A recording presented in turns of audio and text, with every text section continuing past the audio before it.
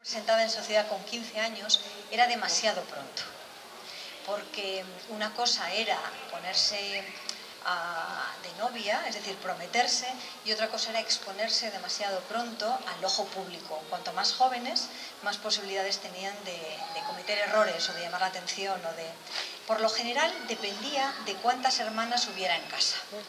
Si teníamos 3, 4, 5, 6, 7 hermanas, como podía ser habitual en las familias numerosas de la época, no se solían poner de largo todas a la vez. Muchas veces ni siquiera se ponían de largo, sino que eran presentadas para un baile de una forma muy sencilla, sino que iban saliendo por turnos, las dos mayores, por ejemplo, hasta que esas dos mayores hubieran encontrado marido, y a partir de ahí salían las dos siguientes, y a partir de ahí las dos siguientes, de manera que las mayores no perdieran oportunidades frente a las más jóvenes.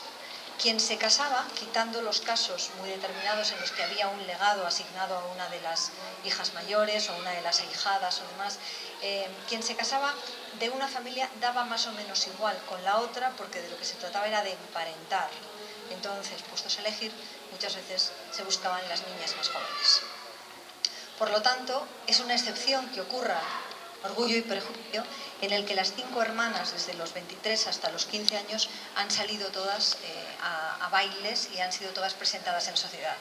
La señora Bennet pensaba que era una crueldad tener a las pequeñas en casa, mientras que las mayores se divertían, pero lo cierto es que era considerado no exactamente un escándalo, pero sí una imprudencia.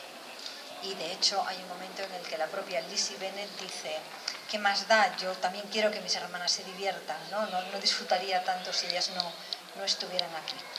Por otro lado, también dependía, por supuesto, de los medios. Las hermanas casadas solían tirar de las hermanas solteras, a veces se las llevaban también a sus casas, iba a decir mansiones, ojalá mansiones, muchas veces eran casas más humildes, pero abrían así la posibilidad de conocer a otras chicas.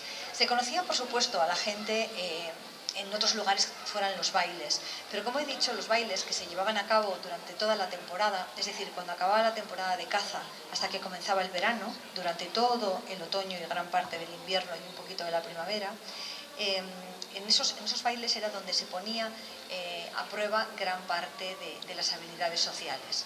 Por ejemplo, hemos hablado de los vestidos, hemos hablado de los guantes.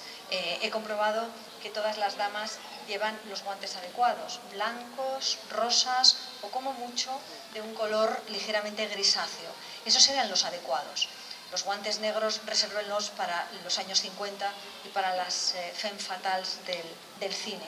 También he comprobado que todas llevan exactamente la longitud que tenían que llevar, que era que llegara hasta el codo, querida. Estamos siendo aquí un poco... Tápate. Mientras que podían llevar guante corto quienes llevaran manga larga. Mostrar más de la cuenta, Dios mío, como digo, se implicaba que la mayor parte de las damas, si no perdieran su reputación, estuvieran mandando un mensaje equivocado para ellas y para toda la familia. Era posible leer en las joyas que llevaban las chicas, si llevaban más perlas o no, si habían sacado las joyas buenas de la familia o si no lo habían hecho.